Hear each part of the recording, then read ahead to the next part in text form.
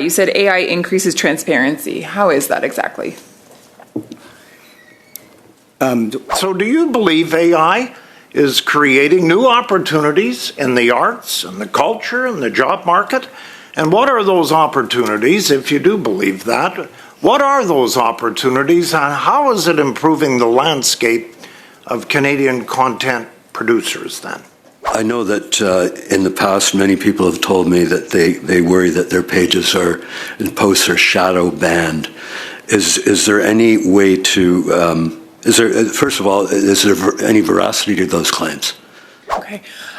With AI, of course, there is a danger, but there is also an opportunity. Where's that line as we consider regulation? Yeah. This guy's garage. Like and subscribe. Technological advances in AI on the creative industries. With us today, we have Access Copyright, Aaron Finley, Association of Canadian Publishers, John Illingworth and Brendan Roulette. With the Canadian Authors Association, Travis Crokin. The Cultural Careers Council of Ontario, we have Diane Davy. The Fédération Culturelle Canadienne Française, Marie-Christine Morin. And Sven Burdens. Thank you for joining us. And with Meta Platforms, we have Kevin Chan and Rachel Curran. Nice to see you again. Perfect, thank you. My first question goes to the representatives from Facebook, and my question is this. I'm curious if you can actually expand on this quote, Mr. Chan, that you just stated. You said AI increases transparency. How is that exactly? I don't have to press anything. Well, thank you for the question, ma'am. I was referring to more open source AI increases transparency, and so the way we have gone about ensuring that we democratize this technology is in fact to make our models freely available to anybody. And what that allows is actually for anybody, whether it be a large government agency or a business or a not-for-profit, to download a version of the model. They can run tests on it locally. They can poke and prod it.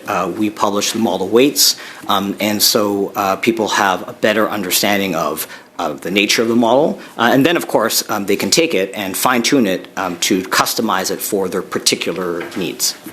Okay. Talk to me a little bit about the specifics of how AI is currently being used by artists or creators within Meta Platforms in order to support their efforts and reach further audiences. Sure, I'm happy to take that one. You know, we and I just spent some time with a roundtable of creators and artists who are using AI, and you may have seen as well, ma'am, the New York Times had a recent article about how artists are using this.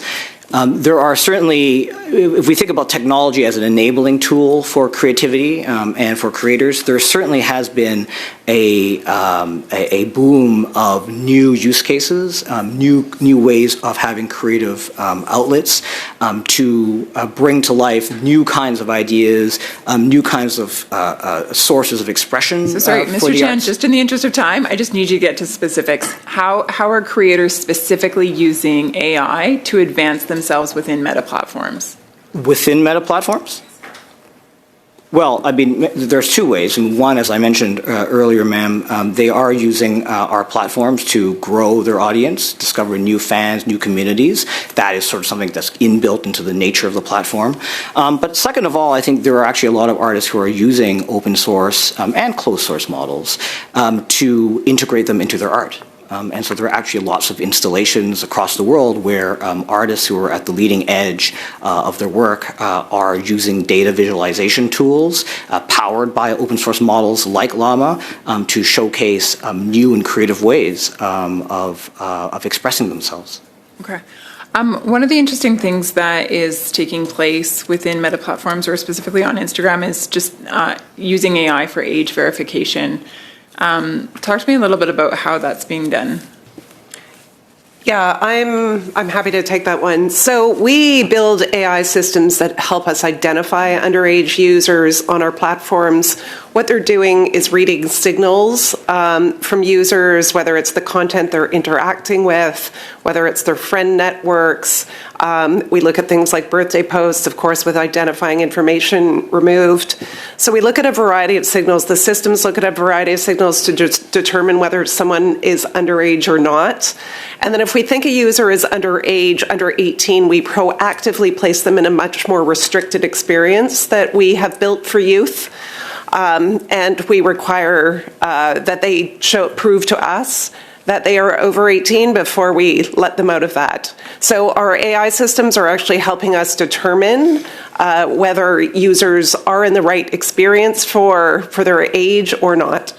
Okay, and what if they are over 18 and they need to prove that? How do they go about doing that? Yeah, we have a variety of methods. So we work with a company called Yoti in the UK, which does facial recognition technology to predict someone's age. They can also submit a piece of ID to us that proves that they're over 18. But we really want to make sure that people are in the right experience for their age. And so we go through a pretty rigorous process to identify them if we think they're underage. Okay. What are the implications that has in terms of privacy and a person's autonomy? Yeah, obviously this is done in a privacy protective way. So we use suppliers like Yoti who do not store information that they take from users. That information is destroyed immediately, is my understanding. We also don't want to be collecting personal ID from our users, which is why we have proposed what we call App Store legislation. We have suggested that age verification should be done at the App Store level when users set up their phones. Google and Apple are getting reliable information about what age someone is. And so we are saying, and look, 20 plus US states have introduced or passed App Store legislation to date. We're saying, send us that signal about whether a user is under 18 or not, and we can ensure they're placed in the right box, in the right experience. So we are advocating strongly for App Store legislation as part of the government's online harms legislation. That's really interesting. Thank you. Jumping more back into the creative side, I guess, AI Studio is used to enhance creativity on your platforms. Talk to me about how that's being used to reach new audiences and increase effectiveness or efficiency within the sector. In 5 seconds. I'm happy to answer that question perhaps later. Yeah, that's right. That's right. Unfortunately, since we have so many, maybe we can come back to that question in the next round, unless you can do it really quickly. Well, 5 seconds. I think historically we've seen new technology has always preceded a boom in creative industries. So following the printing press, we saw the growth of the novel, for instance. And so I think there will be new avenues of creative expression that we have not even seen yet that come as a result of this new technology. And I think the opportunities are enormous for Canadian artists. What I would like to know is just, maybe I'll start with Aaron, maybe if you had any thoughts on how to position ourselves in a place where we can empower. We don't want to stifle technology. We want it to be used as a tool. I don't think anybody's a Luddite here. Artists certainly move with the times, but how do we protect their assets and how do we embolden them as small businesses? Thank you. I agree with you wholeheartedly. First, that artists are using AI as tools in the creative process. I think there's no question about that. Some artists will use them more than others. Some artists will choose not to use AI tools, and that's everyone's prerogative. In terms of empowering artists as entrepreneurs or otherwise, number one, to keep the copyright intact. I mentioned a number of licensing initiatives that are already happening in the market. That is how artists make a living, is by licensing their copyrights. And we need to make sure that the copyrights remain protected and strong and that there aren't exceptions introduced into the Copyright Act that undermine their rights, that undermine their ability to make a living, and that undermine this burgeoning licensing market. So we're already seeing examples of licensing examples of big rights holders, for lack of a better term, big rights holders with big platforms. They are happening in the market. They're coming together and negotiating fair licensing terms, what works for them. There's also numerous examples of collective licensing, like what Access Copyright does, happening around the world Australia, I mentioned Australia, the UK, and the US, and Access Copyright is certainly looking into that as well. How might we collectively license the vast repertoire that we represent to platforms that need the reproduction rights or the communication rights in those copyrights of the affiliates that we represent? But what the transparency on the side of what's been ingested and what's in the output? Have you seen in any of these models that they're able to give kind of a recipe for what's in the work that's being output? That's kind of what I'm curious. What's the capacity in terms of seeing transparency and to be able to license a recipe that might involve many, many works? Transparency in terms of ingestion into training a model? In both directions. And the output? So there's examples that are popping up. There's legislative solutions that we've seen in the EU, some of them better than others. Transparency in terms of the ingestion of works into the training of a system is critical for artists to actually know what's being used and what they're able to license, right? Without that information, artists are left completely in the cold. Should I license? Can I license? Is it being used? I don't know. So we do need some transparency obligations on the platform so that artists are able to discern when their works are used and when they're not. So that opens up a discussion for negotiation. You had a question about opt-out as well. Opt-out flips copyright on its head. So copyright is an opt-in system, right? I choose to license my copyright. These are the rights that I own. Requiring creators or artists to opt out of a system like using their works is completely upends the copyright framework as we know it across the world and our international obligations as it applies to copyright as well. So the idea is keep copyright strong and opting. It's always it has to be asked before you need it. There shouldn't be an opt-out position. Authorization, remuneration, transparency. Interesting.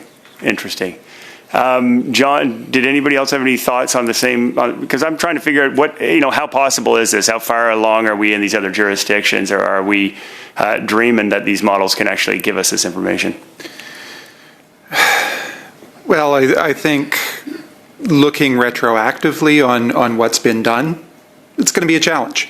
It may be impossible in some instances, but I think turning over a leaf and moving forward, there needs to be a commitment to good faith negotiation, essentially. And I also wanted to get on the record that I think an enhanced level of transparency is actually to the great benefit of both the users of and the developers of AI. I recently gave a talk to a national group of library collections developers who wanted to hear from me. They're getting approached by people in their communities who've written books with the assistance of AI and wanted to know, how do we make a choice between getting a book into our collection or not? What has value and what doesn't? And what I had to say to them was essentially anything that is nonfiction based on the current state of AI, don't buy it, because there's no citation. There's no traceability of that information. There's no understanding under the current state of the art of where the knowledge in that book came from and what it is that it represents.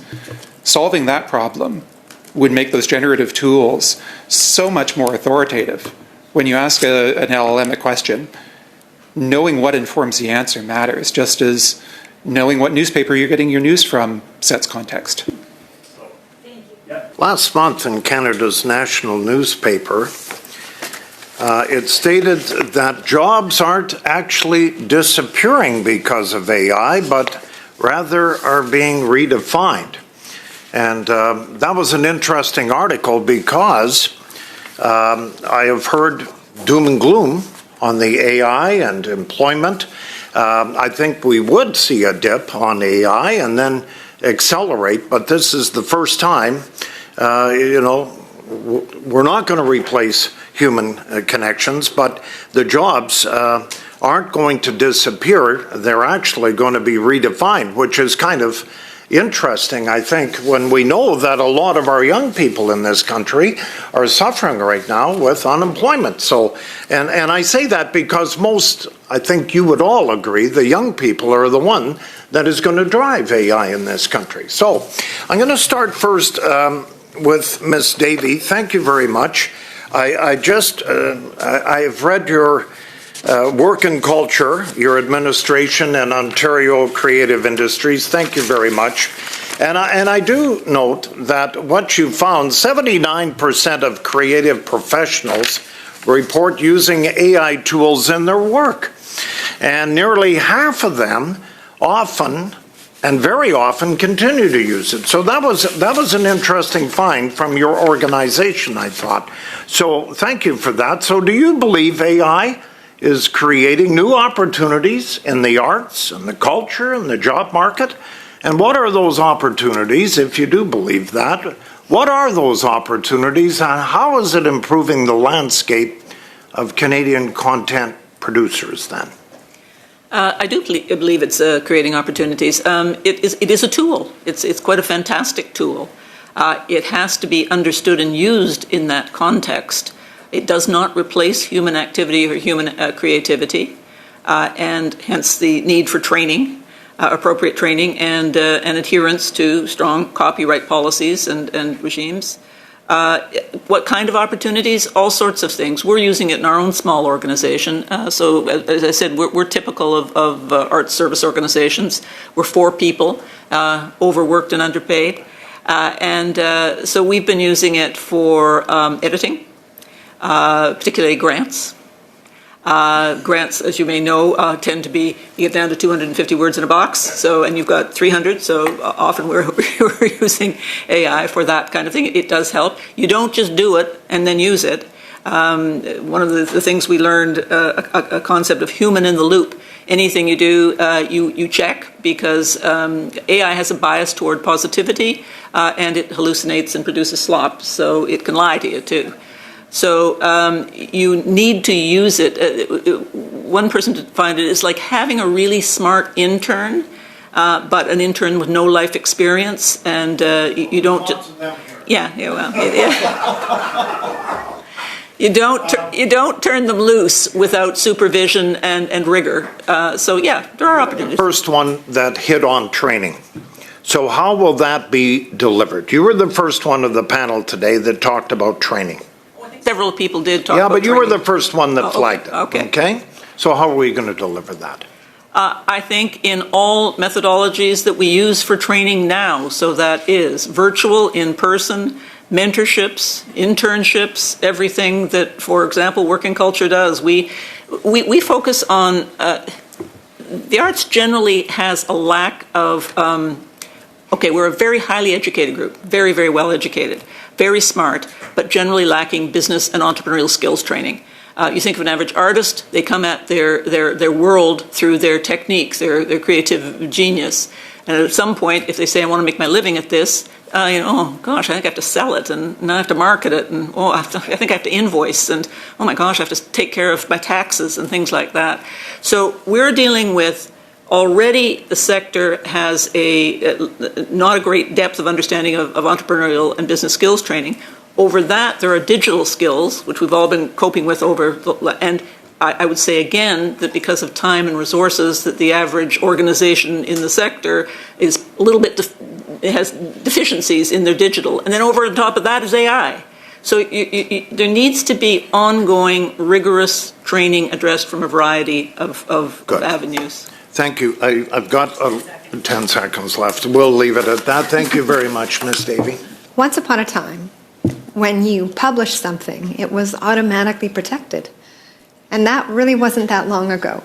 But now we are in this new era. And I think it's kind of an age of digital colonialism, right? Everybody's been robbed, I think, to some extent. If it's been on the web, it's been scraped at some point. Travis, I don't think you've had a question yet. So you mentioned, do we want a future created by humans, for humans, or do we want a future created by machines? And I wonder if you could just dig into that a little bit, because we know that right now, today, there's a handful of humans that are the puppet masters of the AI today. But tomorrow, that role could shift. It could shift at any time. So could you just sort of dig into that a little bit? And now that we are where we are, we know that our Prime Minister has recognized the urgency of this. That is why, for the first time ever, we have a Minister of Digital Innovation, Evan Solomon, and he's extraordinary. He's doing incredible work. But how do we move forward quickly, nimbly? What would you say? And I'd like to ask a couple more questions. I only have a few minutes, so please. Thank you very much for the opportunity to respond. What I meant by my comment of do we want our cultural heritage to be, in the future, to be made by machines or by humans, is that, as I stated, it takes several years for a human to come up with a book, to write a book, to go through all the steps and processes to go through it. So it's not going to take a very long amount of time once AI is generating books, and especially books that can be copyrighted, that the market is going to be, could become flooded with AI-generated content. And the cultural expression of Canada that is being released onto the world stage is being generated by machines, recycling, regurgitating materials that have already been created. So that's where I fear that we run the risk of our future being created by machines instead of by humans, is by having that situation set up. So I believe not allowing a copyright to a machine that does not need an incentivization to create, it just needs a command to create, and keeping copyright for human creators only will allow us to continue to hold on to our human creators, allow them to continue to hold on to the monies, limited though they may be, that they're getting from their creations, and allow to ensure that we have a solid human component in the cultural identity of Canada. And I believe that part of that is also ensuring that we're making sure that we're keeping an eye on the small creators as well. It's easy to look at the large publishers, but there's a lot of self-publishers out there as well. And I believe that's something we need to keep in mind.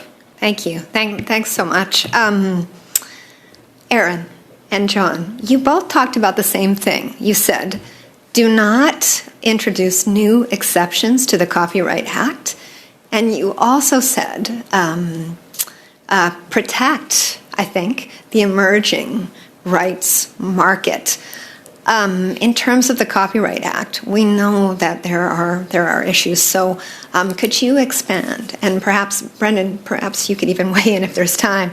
But could you expand on what you would like to see introduced into the Act?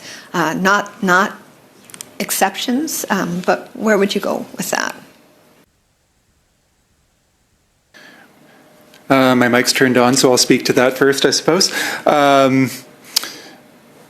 I think we do need to take a good hard look at fair dealing as it stands, and not from the perspective of overly clipping its wings, but I think to bring it back to its core purpose of being something there that enables uncompensated copying for the use of individual researchers, of scholars, of parodists, satirists, people who are engaging in a dialogue with a work and adding to the original work in some way, sometimes maybe arguably detracting from it in the case of satire, but that's okay.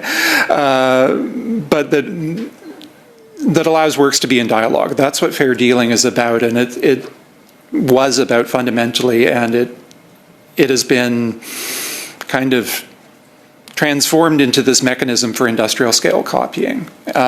So finding a way to hone in on that without overly restricting the necessary exception for people to express themselves in a democratic society is what I would pinpoint. I want to make sure we're not mixing some of the asks here. So as it applies to AI, no changes to the Copyright Act. Don't touch it. No new exceptions. We don't need new rights. We're good. It's fine. Leave it alone. Let the market work itself out.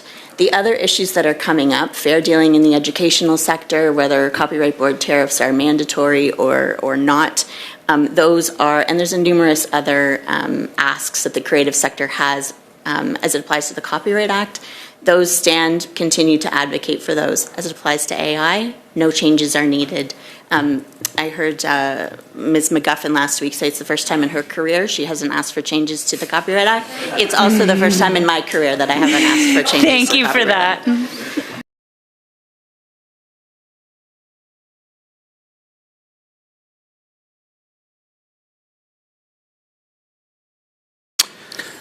Like most Canadians, I'm an avid user of Facebook, and it's a great tool. It's regrettable we don't have news on it anymore, unfortunately. But I wanted to talk a bit about algorithms. I'm wondering if Meta uses algorithms, uses AI for algorithms to determine which Facebook pages or posts get more views or fewer views? Yeah, I can answer that. So there's something called classic AI, which is our automated systems that sort of assist with discoverability, so what people are seeing in their individual feeds. And for every single person, their feed is unique. So our automated systems are reading, again, a variety of signals from every user. They're looking at what kind of content you're interested in. They're looking at whether you like text or short form video. They're looking at what you interact with. And they're trying to give you in your feed content that you'll be interested in, that's relevant to you. So that's sort of the classic AI use, and that's very much in play with Facebook feed. Okay, and just continuing on the same vein, I know that in the past many people have told me that they worry that their pages and posts are shadow banned. Is there any way to, first of all, is there any veracity to those claims? No, we don't do what's called shadow banning.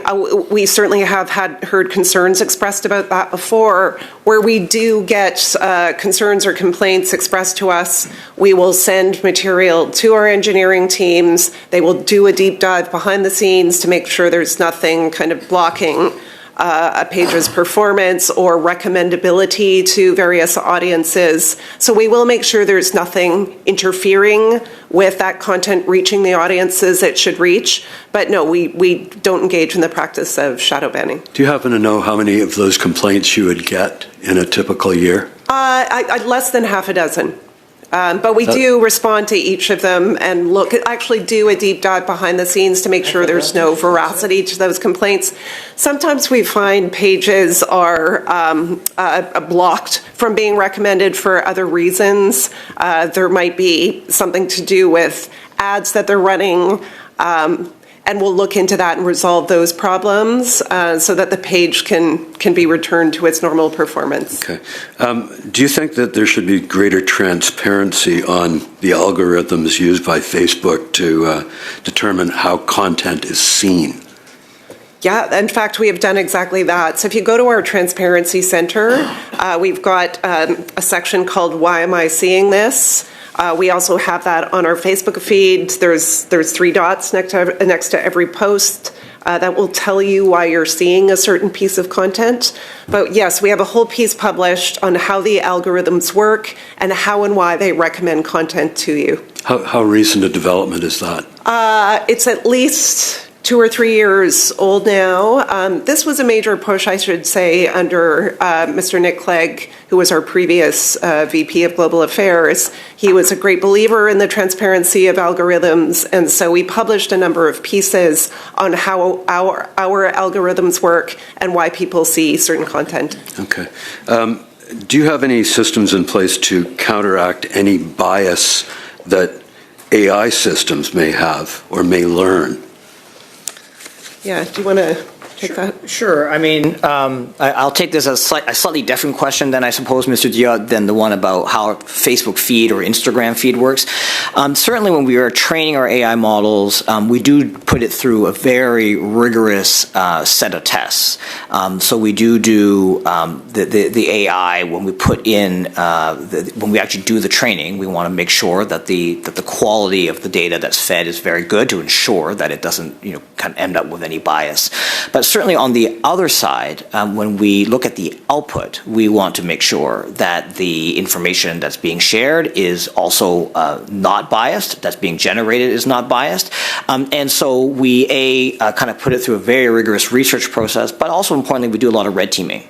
And so what we want to do is we test it, even just as individuals, people at the company, we test it to make sure, asking it all sorts of questions to sort of see whether or not the answers skew. And if they do skew, then we have work to do to make sure that it is free of bias. And so we do take this very seriously, and we want it to be as neutral as possible. Thank you. From your perspective, how do we ensure Canadian authors' voices, particularly emerging, diverse, and francophone authors, remain visible globally in an age of AI-driven content generation and distribution? Thank you. I believe we ensure that we remain present on the world stage by making sure that those are the voices that are being pushed forward. AI-generated content is going to be coming out. It is going to be a larger part of the picture that we're looking at. And with regards to what was stated earlier with the models being trained on already existing works, but the idea that it's not problematic because it's not spitting out an exact replica is not entirely something that I agree with, because it can mimic an author's voice. It can mimic an author's style. And it can greatly dilute the field for the author. So I think ensuring that Canadian authors have their voices forefront and present when anything is being put forth to the world stage is solid. And something that we could even look at: when an author gets an ISBN number, it automatically is registered with Library and Archives. Is that something that necessarily needs to be done for a book that's created by artificial intelligence? If a book is written by AI, does it need to be entered into the cultural heritage of Library and Archives of Canadian history? That's another way that we might be able to protect Canadian heritage and have human heritage moving forward. It's interesting. Thank you for the thoughtful response. My next question is for the Association of Canadian Publishers. Thank you for joining us, Mr. Illingworth. The association is, and I quote, the voice of English-language Canadian-owned independent book publishers. You represent approximately 115 Canadian-owned and controlled book publishers from across the country. You know more than I do that publishing in Canada has been disrupted by digital platforms and algorithm-driven distributions. What tools, partnerships, or policy mechanisms do you believe could help Canadian publishers, especially small and medium-sized ones, compete and thrive in an environment shaped by AI and global platform? There are a number of measures, and I might invite my colleague Brendan Willett to also add his voice. First and foremost, I think I want to emphasize that we're a sector that's, contrary to our position, our popular notions of what publishing is sort of fuddy-duddy pipe smokers. We've always been quick to embrace technology. We're hearing talk about the arts needing to digitize now. We digitized our industry 20 years ago. And probably the area that I would most like to see investment in would be organizations like BookNet Canada that have were catalysts for technological change 20 years ago with the advent of both digital supply chains and also digital book distribution. eBound Canada is another such organization. My colleague Brendan happens to be the chair of eBound. But those industry-owned initiatives have been remarkably effective at doing a lot with a little, at being world leaders in enhancing book distribution, enhancing book accessibility, and I believe that they are the pathway to opening up access to capable and competitive AI tools for our sector. Brendan, is there anything you'd like to add? Thanks. With the ACP, I'm representing a firm, Annick Press. We're a children's press based out of Toronto. We've been in business for 50 years and publish authors and illustrators from coast to coast to coast. We are finding some corporate and production and operational efficiencies through the use of AI tools. Some of those tools are Canadian. Demarc out of Quebec makes some excellent tools. Book Connect from Nova Scotia is implementing AI elements into their platform that we use to send our digital data out into the marketplace. We're also using some American tools. And what I would say in general about them is that they are respecting our copyright, that they are walled gardens. And what makes us hesitant to engage in licensing arrangements where we are otherwise very active in the international licensing market is that our content has been stolen. A recent piracy scan shows that there are over 5,000 links to our content online right now.